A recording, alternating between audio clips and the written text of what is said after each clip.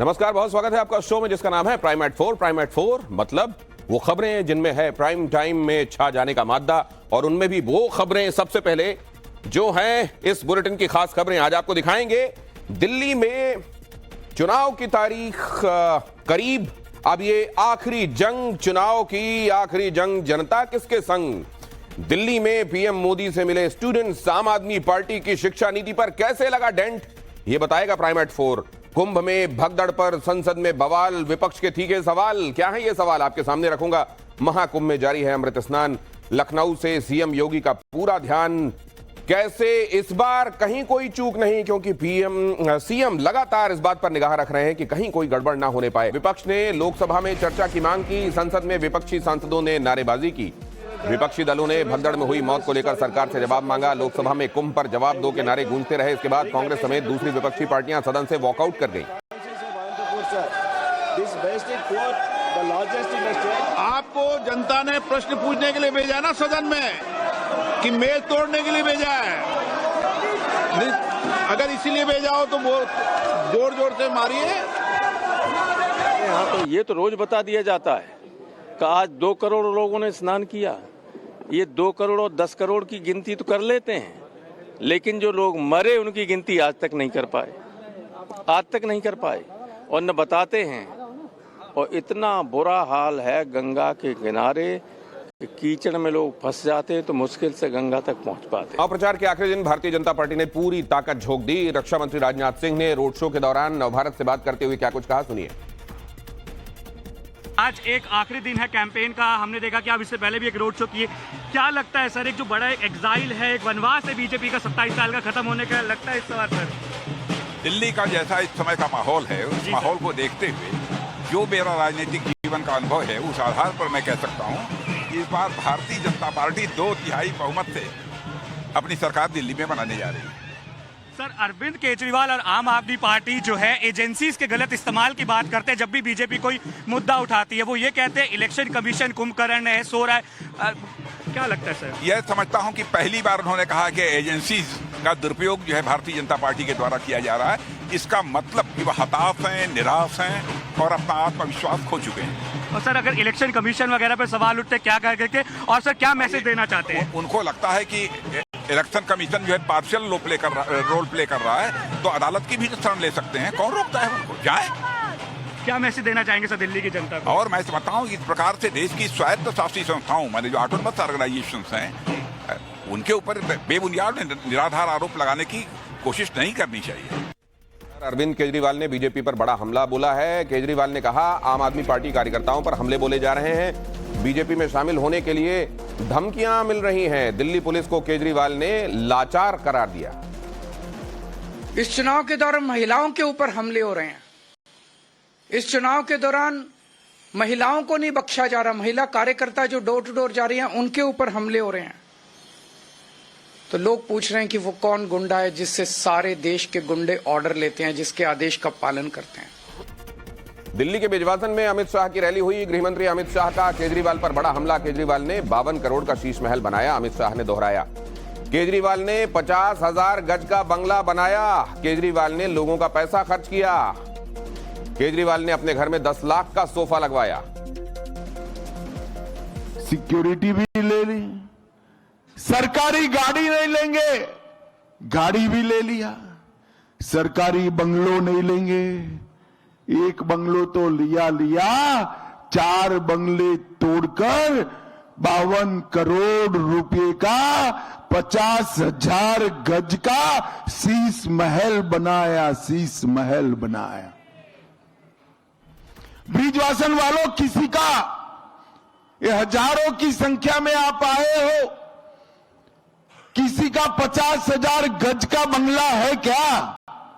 अरे जोर से बोलो भाई, है? किसी के घर में 6 करोड़ के डिजाइनर मार्बल लगे हैं क्या? किसी के घर में रिमोट से खुलने वाले पर्दे हैं क्या? ताली से बंद होने वाली और चालू होने वाली लाइटें है क्या? आवाज से खुलने वाला दरवाजा है क्या? शौचालय में सोने का कमोड है क्या?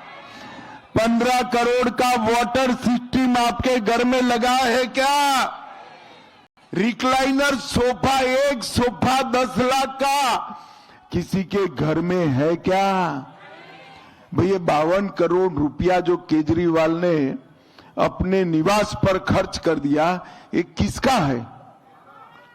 जरा जोर से बोलो भाई, किसका है? ब्रिजवासन वालों, ये रुपया आपका है जिसको केजरीवाल ने समाप्त कर दिया। यूपी स्टेट पैरा चैंपियनशिप का आयोजन किया गया। अगली खबर, मुख्य अतिथि के तौर पर झारखंड के राज्यपाल संतोष गंगवार ने प्रतियोगिता का शुभारंभ किया। इसमें प्रदेश के 200 दिव्यांग खिलाड़ियों ने हिस्सा लिया। सरकार ने तय करा है कि जो पैरा ओलंपिक खेलों में स्थान प्राप्त करते हैं उनको उतनी ही सुविधा मिलेगी जितनी सामान्य ओलंपिक खेलों में मिलती है। ये अपने आप में एक अच्छा कदम है। बीएल एग्रो परिवार इस काम के लिए बहुत बधाई का पात्र है कि उन्होंने खेलों में अपनी रुचि दिखाई और नौजवानों को अच्छा पूरा सहयोग करने का काम किया। एक नया वातावरण बनाया। माननीय मोदी जी ने दिव्यांग का नाम दिया, पैरा ओलंपिक के बारे में बात की और बीएल एग्रो को यह अवसर मिला कि हम जो दिशा है, देश की दिशा है, जो हमारे नेताओं की दिशा है, उस दिशा में हम भी कुछ योगदान कर सके। हम सभी का प्रति आभार व्यक्त करते हैं। कुछ ही देर में थम जाएगा चुनावी प्रचार। आज शाम 5 बजे तक प्रचार करने की इजाजत। आखिरी दिन सभी दलों ने झोंके पूरी ताकत। चुनाव प्रचार के अंतिम दिन दिल्ली में बीजेपी और आम आदमी पार्टी ने पूरी ताकत झोंक दी है। दोनों टीमों के दिग्गज नेता आज मैदान में हैं। अयोध्या में एक लड़की के साथ रेप के बाद मर्डर के आरोपों पर सियासत तेज हो गई। कल अयोध्या से सांसद अवधेश प्रसाद ने इसी मुद्दे पर फपक कर रोते हुए यहां प्रेस कॉन्फ्रेंस की थी और आज अखिलेश यादव मिल्कीपुर में चुनाव की रैली को संबोधित करते हुए बीजेपी पर हमलावर रहे। उन्होंने क्या कहा, सुनिए।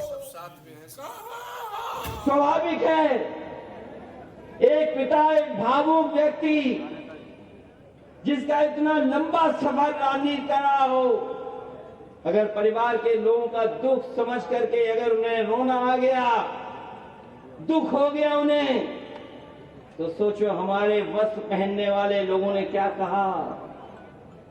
उन्होंने क्या कहा, आप में से बहुत सारे लोग जानते होंगे।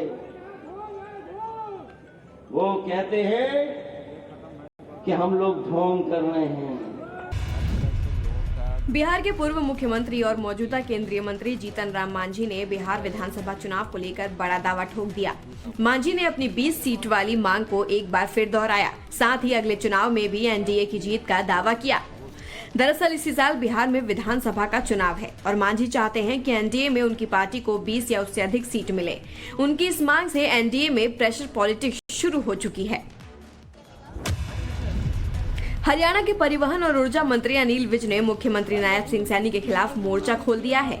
रोहतक में उन्होंने सीएम को सीधी चुनौती दी और कहा कि मुख्यमंत्री चाहे तो उनका मंत्री पद छीन सकते हैं, लेकिन उनकी विधायकी नहीं छीन सकते।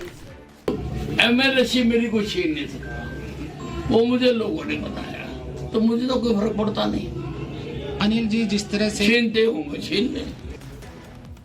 दरअसल अनिल विज की नाराजगी हरियाणा के अधिकारियों से है, जिनके मुताबिक अधिकारी उनकी बात नहीं सुनते और सरकार ठीक से काम नहीं कर रही है। संसद की कार्यवाही देखने आज विदेशी डेलीगेशन पहुंचा। दरअसल ये डेलीगेशन रूसी फेडरेशन से जुड़ा है, जो दुनिया की सबसे बड़े लोकतंत्र के संसद में कार्यवाही को देखने और समझने पहुंचा।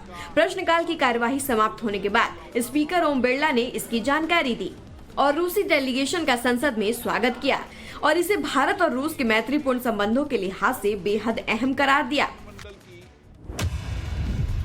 अयोध्या में 22 साल की दलित युवती का शव बरामद होने के बाद से सियासत गर्म है। इस मामले को लेकर नगीना से सांसद चंद्रशेखर आजाद ने दिल्ली में धरना दिया और यूपी सरकार और उनकी कानून व्यवस्था पर जमकर निशाना साधा। भीम आर्मी के नेता चंद्रशेखर ने कहा कि वो बेटी नहीं, उत्तर प्रदेश की कानून व्यवस्था थी जो इस हाल में थी कि उसे देखकर जानवरों को भी शर्म आ जाए, लेकिन इस मामले में सरकार को शर्म नहीं आई। चंद्रशेखर ने इस मामले में सरकार से न्याय की मांग की है।